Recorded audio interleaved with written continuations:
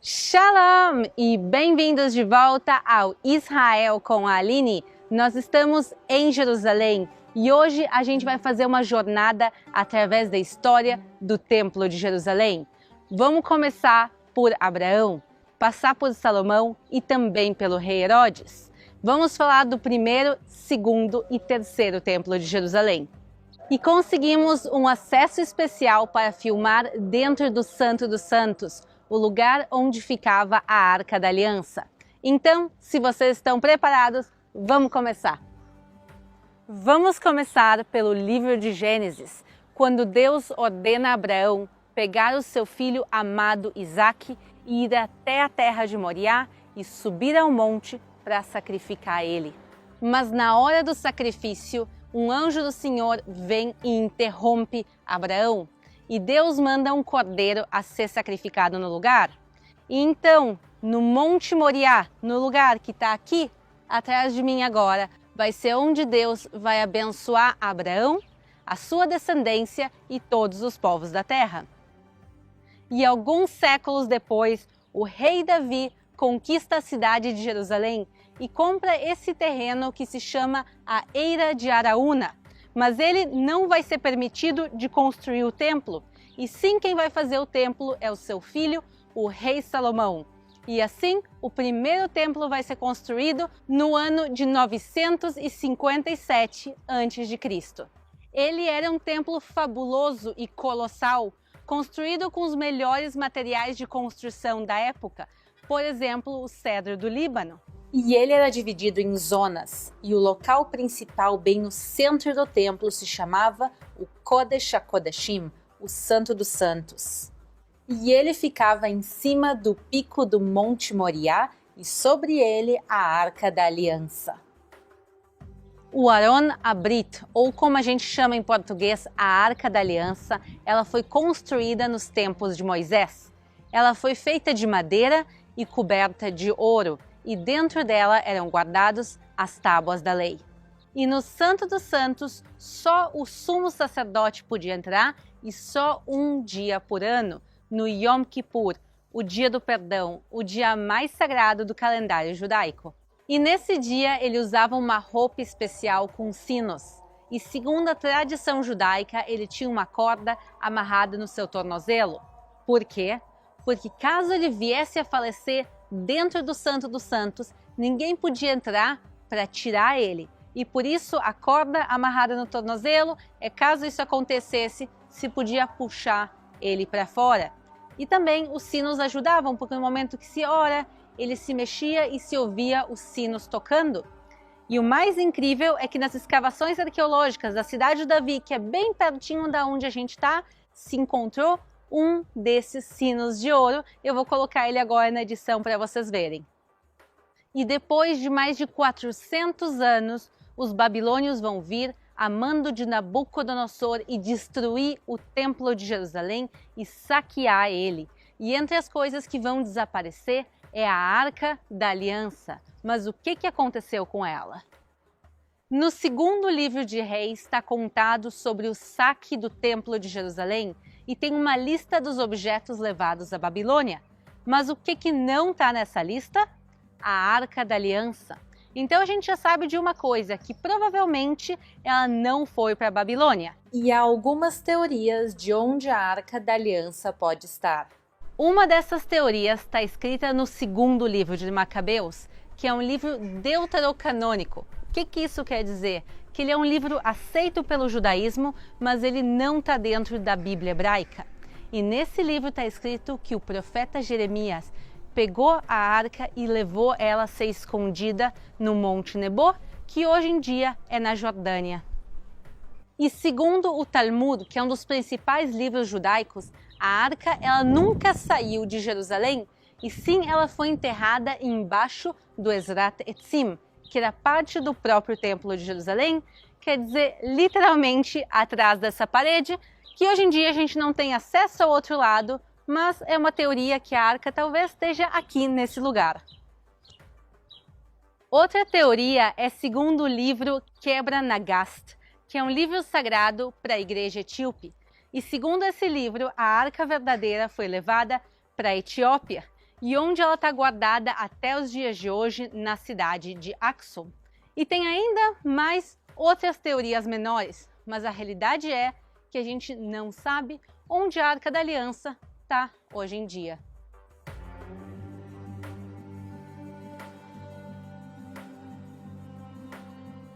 E depois de 70 anos em ruínas, o Templo de Jerusalém vai ser finalmente reconstruído. Os judeus que estão voltando do exílio da Babilônia constroem um segundo Templo de Jerusalém com instrumentos como esses aqui que a gente está vendo. E com muito esforço eles vão reconstruir o Templo de Jerusalém, apesar desse templo ser bem mais simples que o Templo de Salomão. E esse templo que eles vão fazer vai ficar de pé durante 500 anos, até a chegada do rei Herodes o Grande. Ele vai ampliar e restaurar o Templo de Jerusalém. E pessoal, ampliar mesmo. Ele vai transformar o Templo de Jerusalém numa das maiores construções da época. E a gente consegue já ver a ponta dele aqui do nosso lado.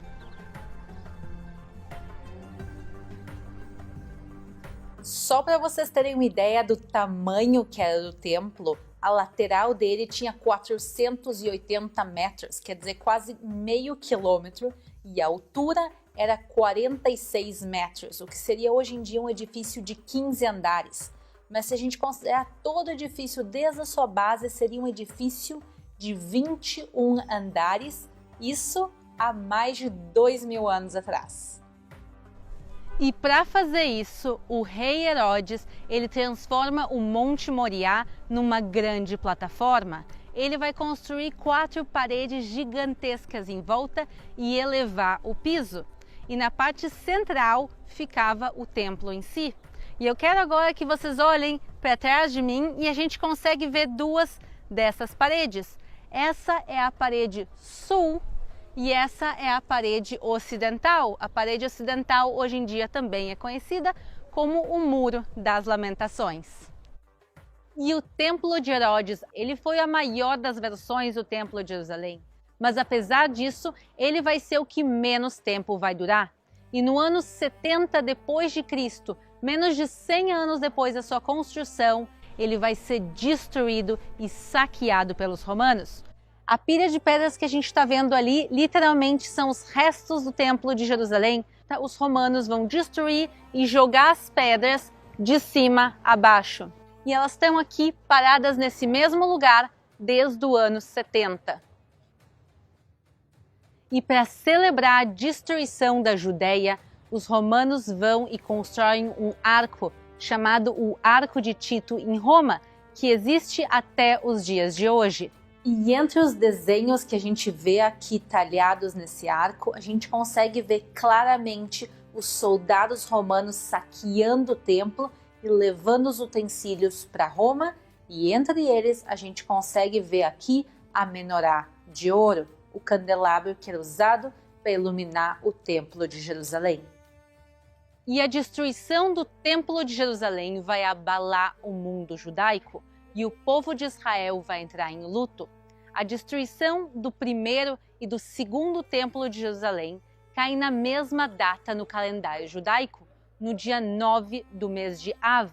E até os dias de hoje, todos os anos nessa data, se faz um dia nacional de jejum e luto pelo Templo de Jerusalém. Quando os romanos destroem o Templo de Jerusalém, o templo é tão grande, tão colossal, que eles não conseguem destruir o templo todo. Eles sim vão destruir toda a parte central, todo o local do Santo dos Santos, mas essa plataforma gigantesca que Herodes tinha construído, eles não têm maneira de destruir toda ela. E essa plataforma segue existindo até os dias de hoje. E a gente consegue aqui nas imagens aéreas vê-la claramente, essa plataforma. Comparem o tamanho dela com o tamanho das outras casas, do resto da cidade. E a gente vai subir agora por essa ponte, para o Monte do Templo, e ver ele lá de cima e ver como o lugar se parece hoje em dia. Agora que a gente vai subir no Monte do Templo, lá em cima tem regras de vestimentas por causa dos muçulmanos, então mulheres têm que usar manga comprida E apesar do calor do dia de hoje, eu vou colocar aqui o meu casaco. Então, agora que eu estou preparada, vamos juntos subir. Essa é a única entrada para o Monte do Templo permitida a não muçulmanos. O que eu mais gosto nessa subida é olhar para baixo e ver o Muro das Lamentações desde cima. Lembrando que o Muro das Lamentações, ele é parte da estrutura do Templo de Jerusalém, mais especificamente uma dessas 4 grandes paredes externas que foram construídas por Herodes. Bom, eles me deram também essa saia para colocar, pelo menos ela está combinando com o meu casaco hoje. Mas a gente está agora caminhando em cima dessa plataforma e vamos mais conhecer a história desse lugar. E esse vai ser o templo que Jesus conheceu, e tem várias passagens dele aqui em cima, mas uma passagem específica eu quero conversar e mostrar para vocês, e ela aconteceu lá naquela ponta. E aqui é o pináculo do templo, que é a ponta sudeste dessa grande plataforma, e aqui aconteceu uma das tentações de Jesus, como está escrito no livro de Mateus, capítulo 4. Então o diabo o transportou à cidade santa e colocou-o sobre o pináculo do templo. E disse-lhe: Se tu és o filho de Deus, lança-te daqui abaixo, porque está escrito que os seus anjos dará ordem ao teu respeito e tomará-te-ão nas mãos. E agora que a gente olha para baixo, pessoal, vejam a altura desse lugar que a gente está. Mas vamos voltar a falar do Monte do Templo. O que aconteceu com ele depois da destruição dos romanos há quase 2000 anos atrás? E esse lugar vai ficar abandonado por séculos, até o ano de 638, quando o Islã conquista Jerusalém, e eles vão fazer aqui 2 construções principais. Uma delas é a Mesquita de Al-Aqsa, o terceiro local mais sagrado do mundo para os muçulmanos. E esse lugar é sagrado para o Islã porque eles acreditam que Maomé veio até aqui na viagem noturna dele, montado num animal chamado El Burak. O acesso a esse lugar é limitado a muçulmanos, então a gente está tendo o privilégio hoje de poder filmar aqui dentro e a gente vai explicar daqui um pouquinho por que não muçulmanos não podem entrar aqui dentro.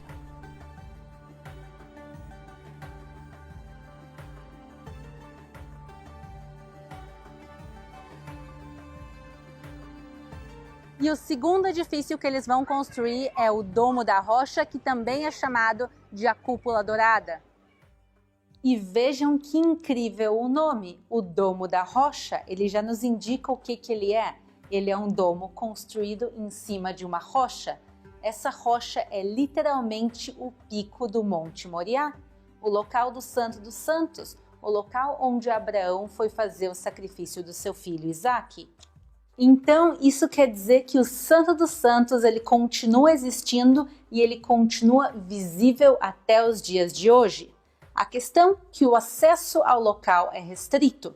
Como a gente comentou antes, o acesso ele é só permitido a quem é muçulmano. E aqui eu preciso explicar a situação complicada desse lugar. Nós estamos em Israel, em Jerusalém, mas em 1967 foi feito um acordo entre o governo de Israel e as autoridades muçulmanas locais. O acordo estabelece que o lugar pertence a Israel, porém o controle religioso é muçulmano e que eles permitiriam a entrada de todas as pessoas, inclusive no Domo da Rocha. Porém, o direito de reza e oração é reservado aos muçulmanos.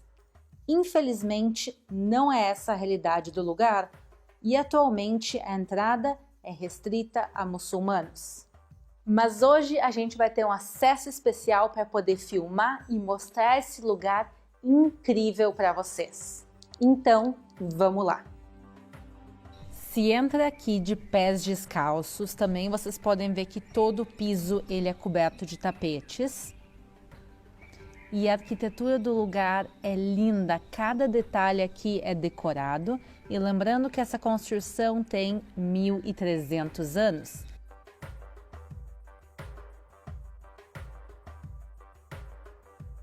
E no centro dela, a gente agora vai se aproximar e a gente vai ver o que se chama de a pedra fundamental, o Santo dos Santos, o local do sacrifício, ou quase sacrifício de Isaac. E eu tenho uma surpresa para vocês. Embaixo desse lugar, a gente vai agora descer e ele tem uma parte subterrânea do Santo dos Santos. Não muita gente sabe disso, mas isso é como se fosse uma caverna que ela é parte natural e parte feita pelo homem. Então, essa é a parte mais profunda, mais central do Santo dos Santos que existe. E ela é conhecida também como o Poço das Almas.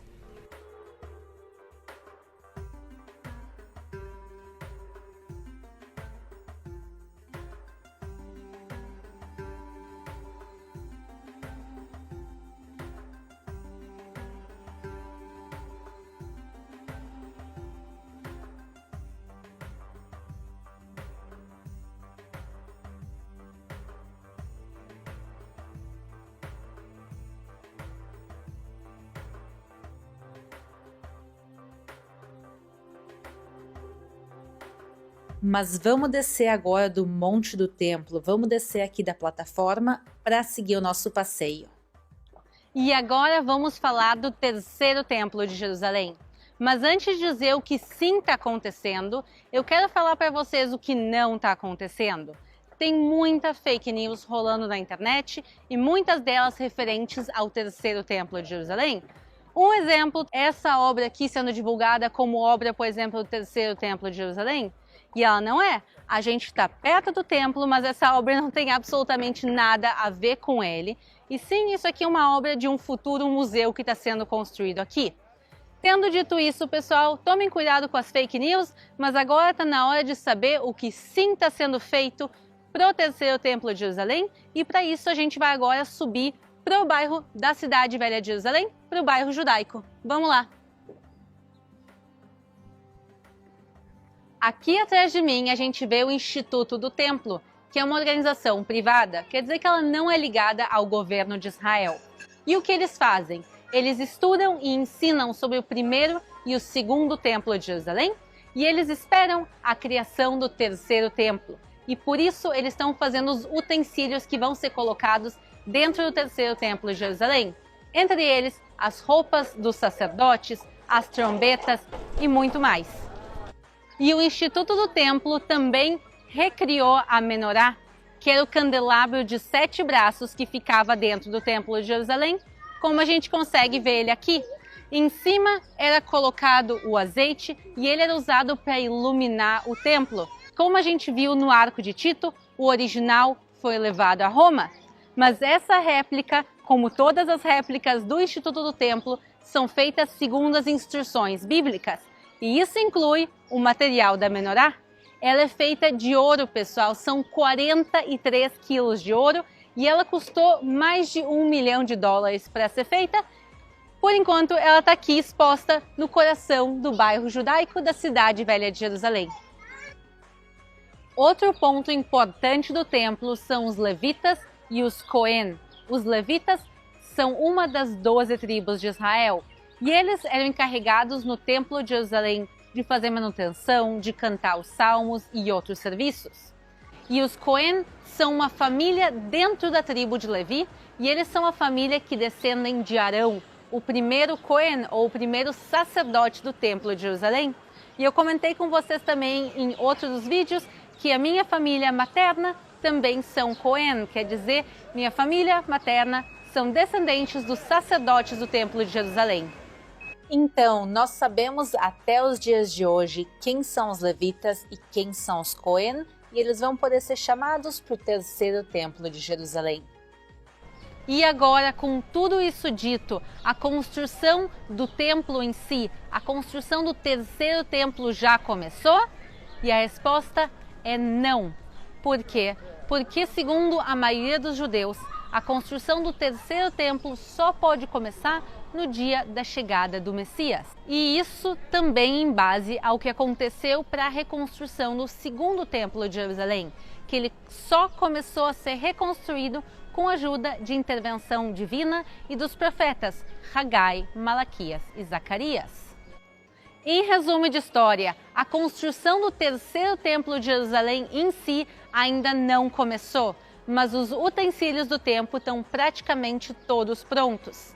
O assunto do Templo de Jerusalém é um assunto gigantesco e fascinante. Então, se vocês querem ver mais sobre o assunto, não esqueçam de comentar o que vocês querem saber, achados arqueológicos, histórias, mais sobre o Templo de Jerusalém. Se vocês querem ver o Instituto do Templo, tem tanta coisa legal para se falar. Mas, para não perder nada disso, não esqueçam de se inscrever no canal, deixar aquele like. Muito obrigado por assistirem, um beijo, shalom e até a próxima!